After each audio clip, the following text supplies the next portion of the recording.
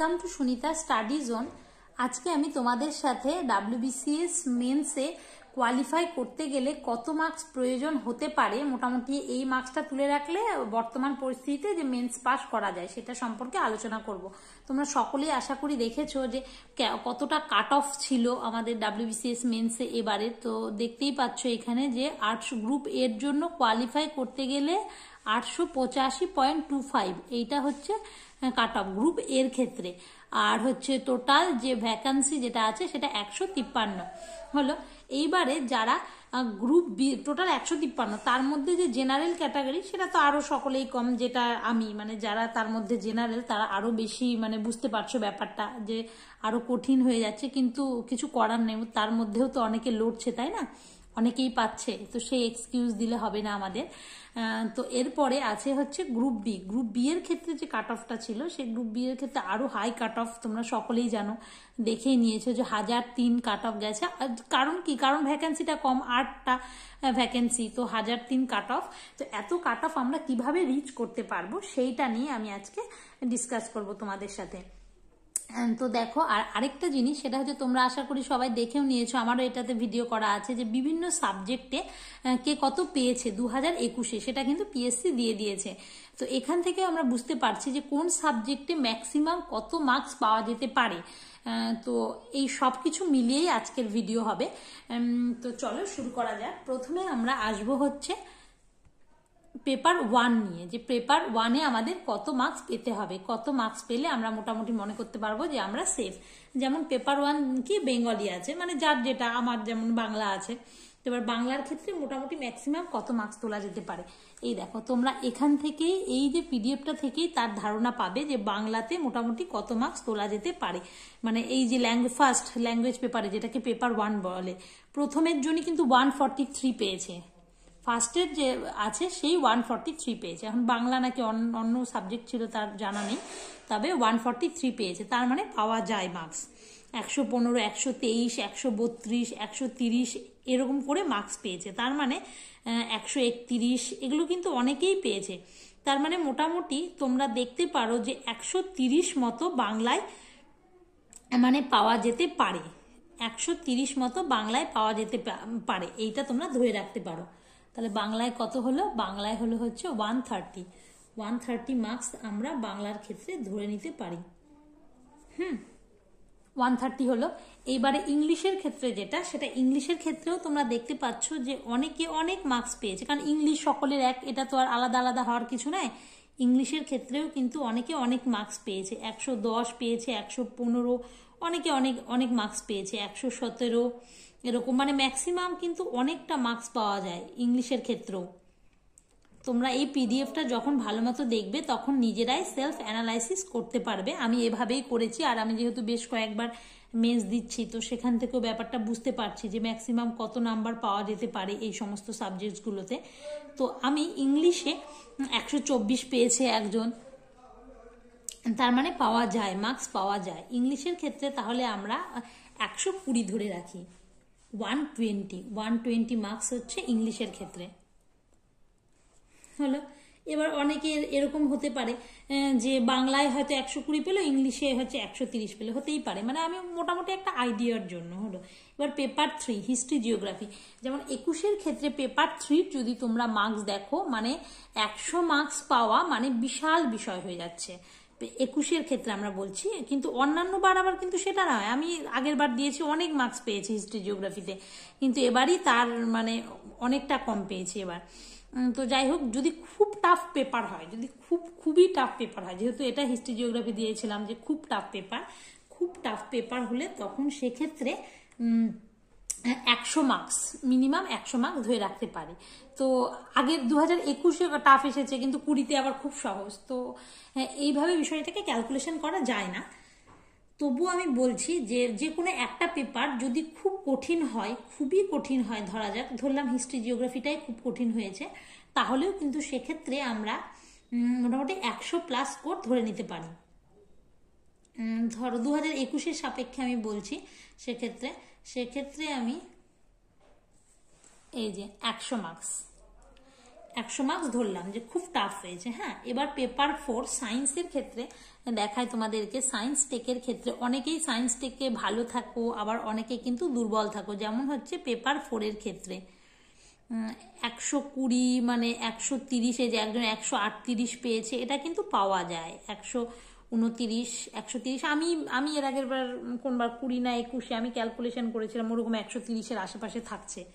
তো সায়েন্স টেকের পেপারটাতে আবার অনেকে ভয় পাও, তো এখানে 130 ধরে রাখলাম। এটা যদি পেপার 3-তে 100 কেন ধরছি, যদি ভেরি টাফ, মানে একটা পেপার ভেরি যদি টাফ থাকে তখন সেক্ষেত্রে আমি 100 মার্কসটা ধরে রাখলাম। হলো।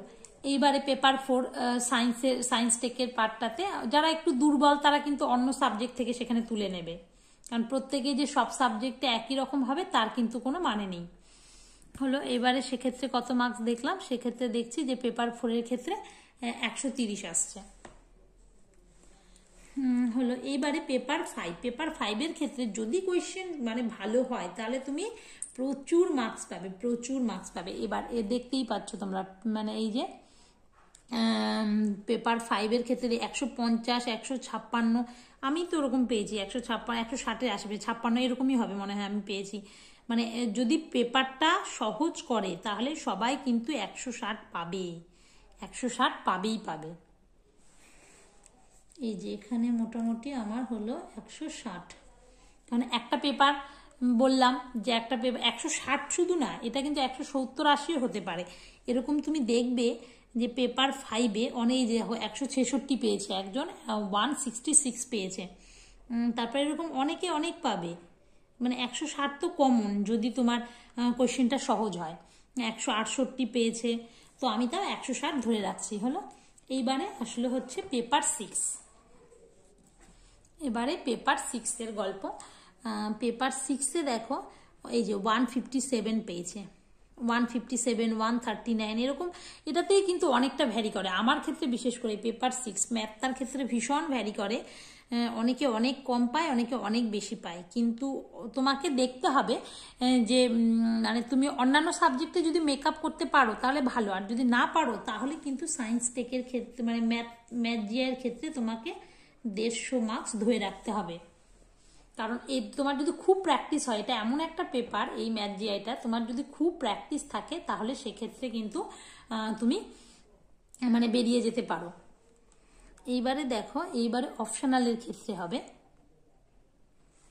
অপশনাল পেপার 1 এবং পেপার 2, দেখো পেপার 1-এ 115, আমাদের যেমন পেপার 1-এর থেকে পেপার 2-তে বেশি মার্কস আসে, আমারও এসেছিল সেরকম, মানে 2021-এর অনুযায়ী বলছি, যদিও আমার তখন তো খুব একটা ভালো সেরকম প্রিপারেশন ছিল না, তাও তো আমি যেমন অপশনাল অ্যান্থ্রোর ক্ষেত্রে 208 মনে হয় এবার হাইস্ট এসেছে।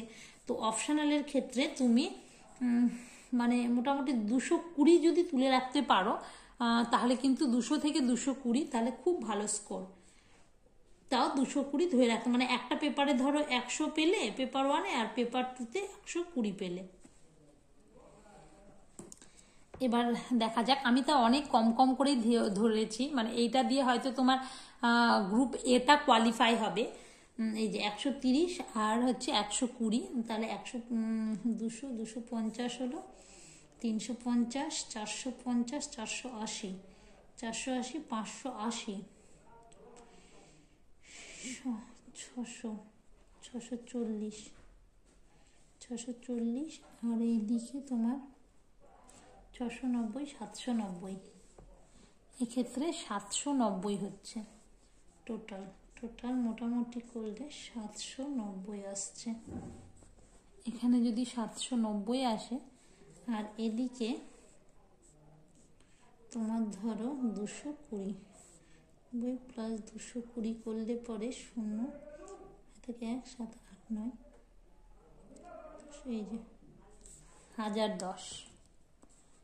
আমি এইভাবে ধরলেও কিন্তু তোমরা এই যে 1010 মার্কস চলে এসছে। দেখো আমি কিন্তু কোনো সাবজেক্টেই খুব একটা বেশি যে প্রেশার দিয়ে ধরেছি যে অনেকটা পেতে হবে সেরকম কিন্তু ব্যাপার নয়, কোনো সাবজেক্টেই সেরকম প্রেশার দিইনি আমি। তোমরা আশা করি দেখতেই পাচ্ছ।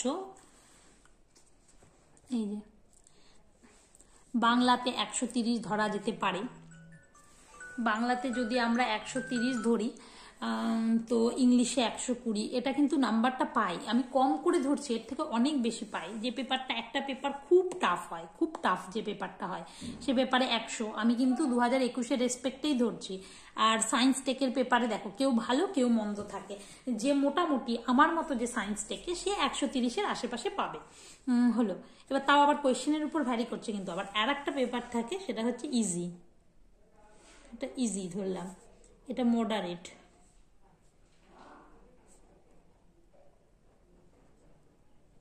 বিভিন্ন পেপার থাকে না, একটা ভেরি টাফ হলো, এটা একটা মডারেট হলে এরকম মার্কস পাবে। খুব টাফ হলে 100 মার্কস পেতে পারো, 100-র আশেপাশে।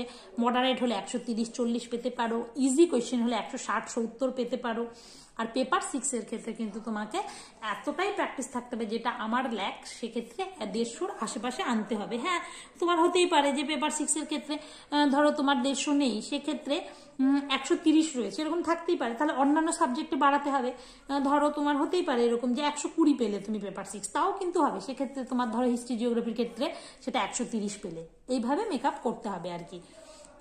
তো টোটাল হয়ে গেল 790। আর আগের বার যেটা দেখেছিলাম যে গ্রুপ সি এর ইন্টারভিউ এর কাট অফ ছিল, কিন্তু গ্রুপ সি এর হচ্ছে 736, তার মানে সেই কাট অফটা ভালো মতো ক্লিয়ার হয়ে যাচ্ছে।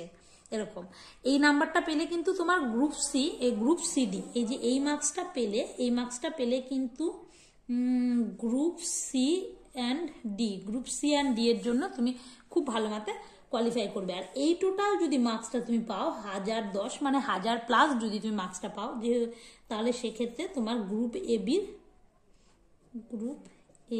অ্যান্ড বি, গ্রুপ এ এবং বি এর জন্য তুমি ইন্টারভিউতে ডাক পেতে পারো 1000+ মার্কস তুলে ধরলে।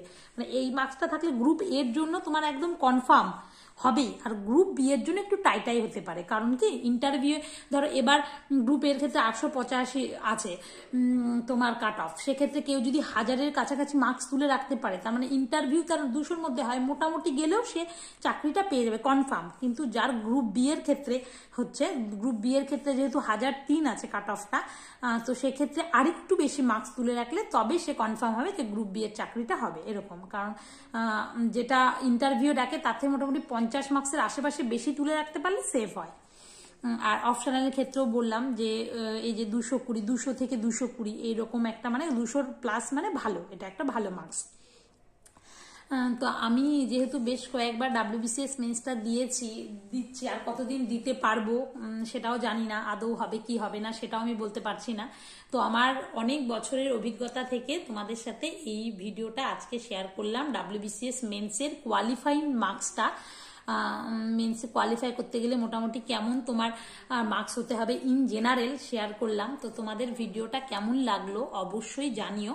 আর যদি তোমাদের পার্সোনাল কিছু মতামত থাকে, কারণ অনেকেই আমার থেকে অনেক বেশি এক্সপিরিয়েন্সড, কিংবা এই গ্রুপে অনেকেই আছো তোমরা, যারা হচ্ছে আছো কিংবা আছেন যে যারা চাকরি অলরেডি পেয়ে গেছে, WBCS-এই পেয়ে গেছে গ্রুপ সিডিতে, তো তারাও তাদের মতামত জানাবে। যে মানে আমি যেটা বললাম সেটা সম্পর্কেও তোমরা কিন্তু অ্যানালাইসিস করতে পারো অবশ্যই কমেন্টে, কমেন্ট বক্স একদম খোলা রয়েছে। আমি আমার পার্সোনাল এক্সপিরিয়েন্স শেয়ার করলাম বেশ কিছু বছরের এই দীর্ঘ জার্নির।